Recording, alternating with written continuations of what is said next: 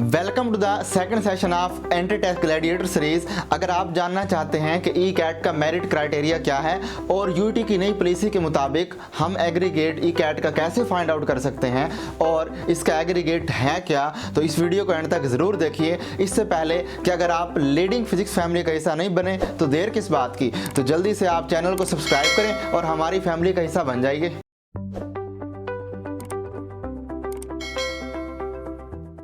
Welcome to the second session of entry test gladiator series. Dear students, आज के हमारे इस सेशन में जो सबसे अहम नुकता है वो ये है कि यूटी की जो 2020 की पॉलिसीज़ हैं उन पॉलिसीज़ को डिस्कस करना है और उन पॉलिसीज़ में दो क्वेश्चन हमारे माइंड में हैं और उनका हम आंसर देने की कोशिश करेंगे। तो सबसे पहले यहाँ हमने जो ये देखना है कि ये पॉलिसी कब बनाई गई और कब अप्रूव हुई और कब इसको ऑफिशियली नोटिफाई कर दिया गया।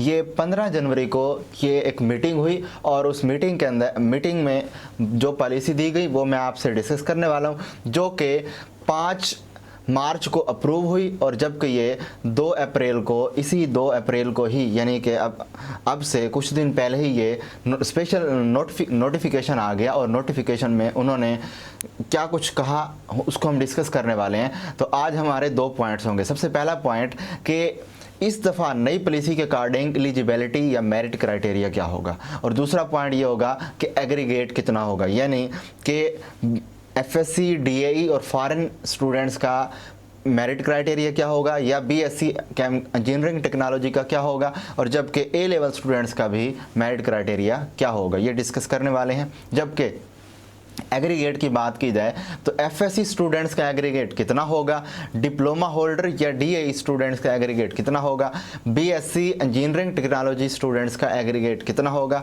और जबकि फॉरेन स्टूडेंट्स का एग्रीगेट कितना होगा।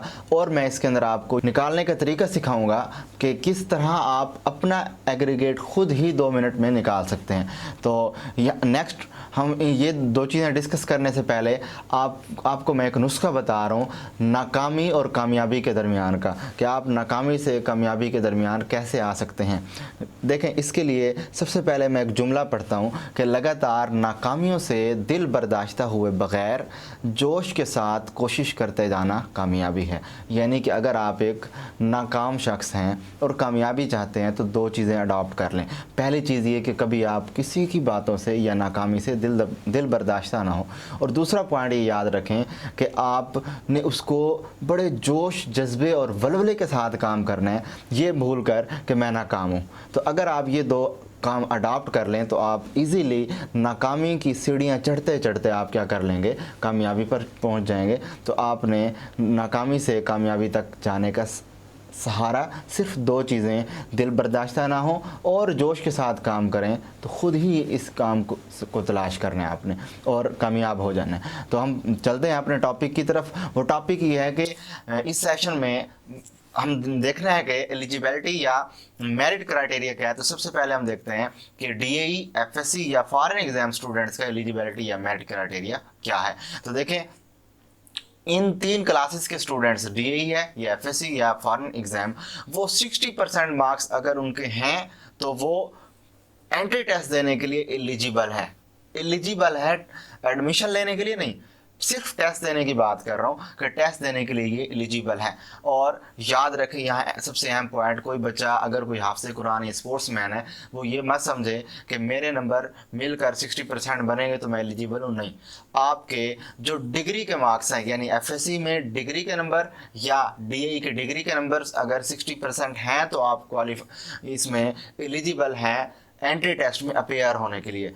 स्पोर्ट्समैन के या हाफिज़ कुरान के नंबर बाद में ऐड किए जाएंगे। सिमिलरली बीएससी इंजीनियरिंग टेक्नोलॉजी की बात करें तो अगर उस टेक्नोलॉजी में सीजीपीए मिनिमम 2.5 है या उससे ज़्यादा है तो वो एप्लीकेबल है, अदरवाइज नहीं है। तो इसी तरह अगर हम बात करें नेक्स्ट, तो ए लेवल स्टूडेंट्स का क्या होगा कि ए लेवल स्टूडेंट्स का फिजिक्स या मैथ या बायो में से जिसका भी जो कम्बिनेशन है, या इसी तरह केमिस्ट्री और इसमें कंप्यूटर साइंस में जिसका भी जो कम्बिनेशन है ए लेवल के अंदर, तो उसका अगर कम अज़ कम सी ग्रेड या उससे ज़्यादा है तो वो एलिजिबल है, अदरवाइज वो एलिजिबल नहीं है। तो इस यहाँ इन तमाम एलिजिबिलिटी क्राइटेरिया में एक चीज़ जो सबके लिए वैलिड है वो ये है कि उनकी जो मेडिकल फिटनेस हो वो स्ट्रांग हो, यानी उनकी मेडिकल सर्टिफिकेट बनी हुई होनी चाहिए।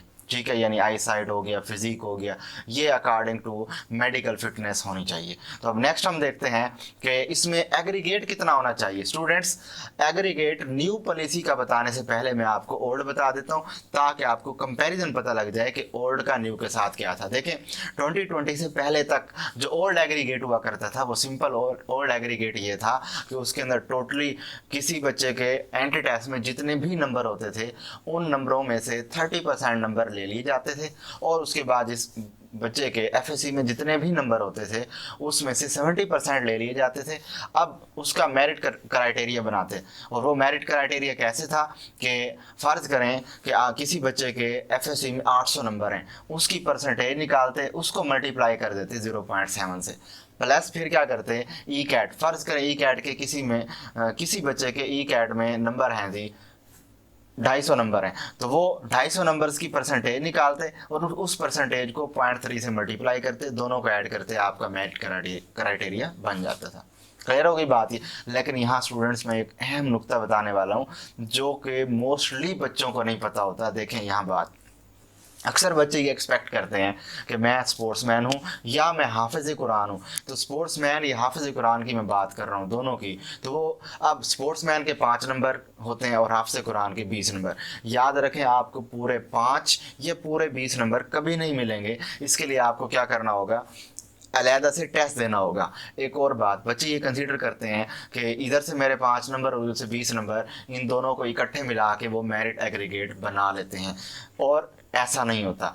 याद रखें कि आपका अलग से स्पोर्ट्स का टेस्ट होगा और उसमें आपकी कारकर्दगी पर आपको 5 में से जितने नंबर मिलेंगे वो दिए जाएंगे, और हाफ़िज़ कुरान का भी टेस्ट होगा और उसमें से 20 में से जितने नंबर आपकी क्राइटेरिया होगा उसके अकॉर्डिंग मिल जाएंगे।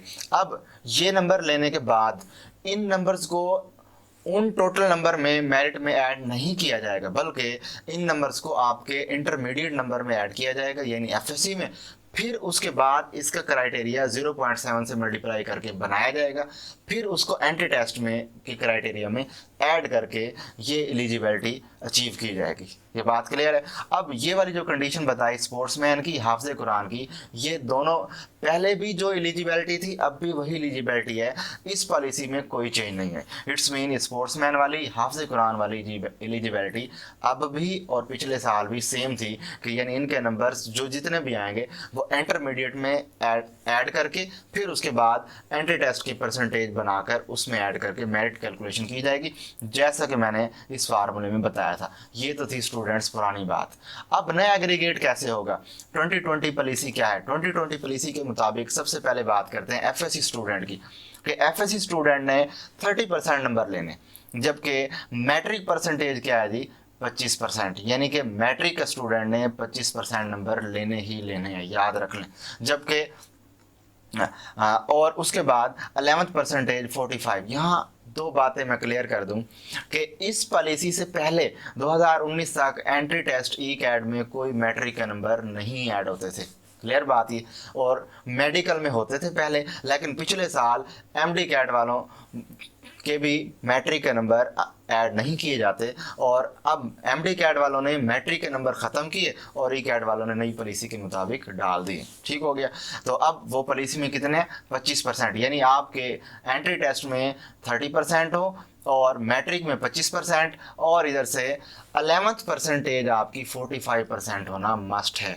यानी कि यहाँ एक बात और क्लियर कर दूँ कि 11th परसेंटेज, बच्चे हैरान होंगे कि एफएससी के नंबर नहीं लिए जा रहे 11th के स्टूडेंट्स, चूँकि एक्सपेक्टेड है कि इस मरतबा चांसेस हैं कि आपके 11th के रिज़ल्ट आने से पहले ही ये तमाम चीज़ें हो जाएं, इसलिए उन्होंने मैट्रिक की परसेंटेज और 11th की परसेंटेज ली है, सेकेंड ईयर की परसेंटेज को स्किप कर दिया। लेकिन यहाँ एक नुक्ता माइंड में रखें, ये मत भूलिएगा कि अगर उन्होंने 11th परसेंटेज ली है तो आपका ई कैट का पेपर भी सिर्फ 11th में से आएगा, ऐसा नहीं है। यहाँ आपको क्लियर करता चलूँ कि आपका जो ई कैट का पेपर है वो 11th 12th दोनों में से आएगा। आपने प्रिपरेशन दोनों के से करनी है, लेकिन आपकी जो मेरिट कैलकुलेशन होगी उसके अंदर एग्रीगेट बनाने के लिए वो सिर्फ 11th की परसेंटेज ली जाए।